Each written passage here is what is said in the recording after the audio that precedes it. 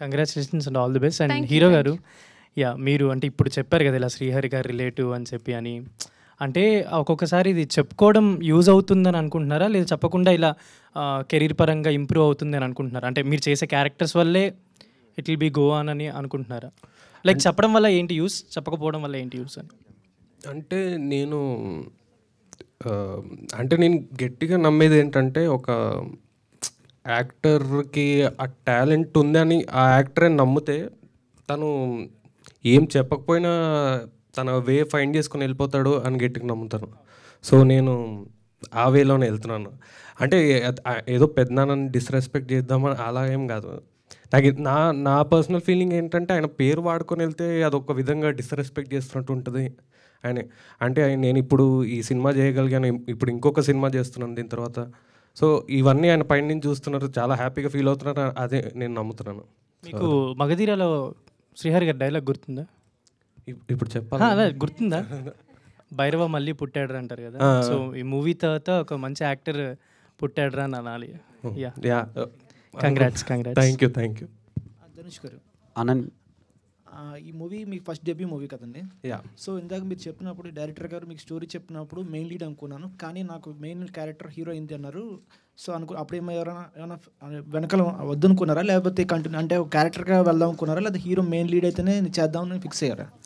అలా ఏం లేదు. అంటే నేను మెయిన్ క్యారెక్టర్స్ని చూస్తానండి. అంటే ఇప్పుడు తిన క్యారెక్టర్ కూడా ఒక మంచి, ఎలా చెప్పాలంటే, actually both hero and heroine both are equally important అండి. లైక్ హీరోయిన్ అంటే స్టోరీ తనది, కానీ he is also equally important. Yeah. అంటే ఇప్పుడు తిన క్యారెక్టర్ కూడా చూసుకుంటే ఒక సపోర్ట్ లాగా ఉంటాను అనమాట. నేను తినే హీరో సినిమాలో చెప్పాలంటే, లైక్ నేను సపోర్ట్ లాగా ఉంటాను. దానికి మించి ఏం కావాలి, ఇంకా సపోర్ట్ లాగా కనబడుతున్నాను కదా. నేను కొంచెం యాడ్ చేద్దాం అనుకుంటున్నానండి. ఇక్కడ మన సినిమాలో ఒక 5-6 క్యారెక్టర్స్ ఉన్నాయండి, చాలా బలమైనవి, అన్నీ ఇంపార్టెంట్. వితౌట్ ఆ క్యారెక్టర్స్ ఈ సినిమాని చూడలేం. నాకు పర్సనల్గా ఏంటంటే, సినిమాలో ఒక 7-8 క్యారెక్టర్స్ మంచిగా ఉంటే ఆ సినిమా మంచి సినిమా అవుతుందని నా ఫీలింగ్. సాధారణంగా హీరో హీరోయిన్ కోసమే రాస్తారు ఎక్కువ, కానీ మనలో ఈ సినిమాలో ఆ డెప్త్ ఉందండి. ధనుష్ ఈక్వల్లీ ఇంపార్టెంట్ క్యారెక్టర్ అండి. ఓకే, డైరెక్టర్ గారు. ప్రొడ్యూసర్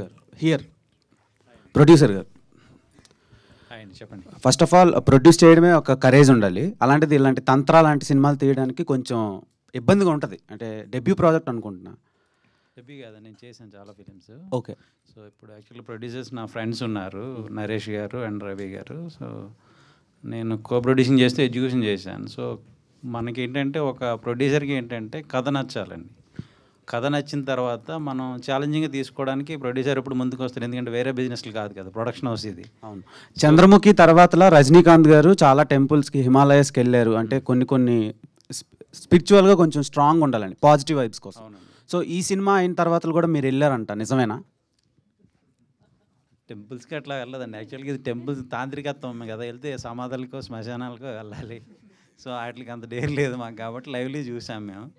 రోజు శ్మశానాల్లో కూడా షూట్ చేసాం కాబట్టి ఆ ఎక్స్పీరియన్స్ బాగుంది.